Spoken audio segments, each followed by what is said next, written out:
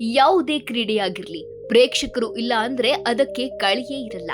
ಪ್ರೇಕ್ಷಕರು ನೋಡಿ ಪ್ರೋತ್ಸಾಹ ಮಾಡಿದಷ್ಟು ಆಟಗಾರನ ಹುಮ್ಮಸ್ಸು ಹೆಚ್ಚುತ್ತೆ.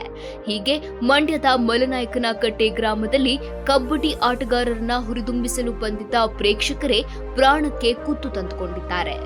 ಕಬಡ್ಡಿ ಆಟ ನೋಡೋದೇ ಚಂದ. ರೈಡರ್ಗಳ ಆಟ, ಡಿಫೆಂಡರ್ಗಳು ಹಿಡಿದು ಹಾಕುವ ಈ ಝಲಕ್ ಕಣ್ಣಿಗೆ ಹಬ್ಬ. ಹೀಗೆ ಕಬಡ್ಡಿ ಆಟ ನೋಡಲು ಹೋದ ಸ್ಥಳದಲ್ಲೇ ದುರಂತವೇ ಸಂಭವಿಸಿದೆ. ಮಂಡ್ಯದ ಮಲನಾಯಕನಕಟ್ಟೆ ಗ್ರಾಮದಲ್ಲಿ ಕಬಡ್ಡಿ ಪಂದ್ಯ ಆಯೋಜನೆ ಮಾಡಲಾಗಿತ್ತು. ಕಬಡ್ಡಿ ಆಟವನ್ನ ನೋಡಲು ಸಾವಿರಾರು ಜನರು ಸೇರಿದ್ರು. ಹೀಗೆ ಪಂದ್ಯ ವೀಕ್ಷಣೆ ಮಾಡುವ ವೇಳೆ ಪ್ರೇಕ್ಷಕರ ಗ್ಯಾಲರಿ ದಿಢೀರ್ ಕುಸಿದು ಬಿಟ್ಟಿದೆ. ಪರಿಣಾಮ ಗ್ಯಾಲರಿಯಲ್ಲಿ ಇದ್ದ ಜನರೆಲ್ಲ ದಪ್ಪಂತ ಕೆಳಗೆ ಬಿದ್ದಿದ್ದಾರೆ.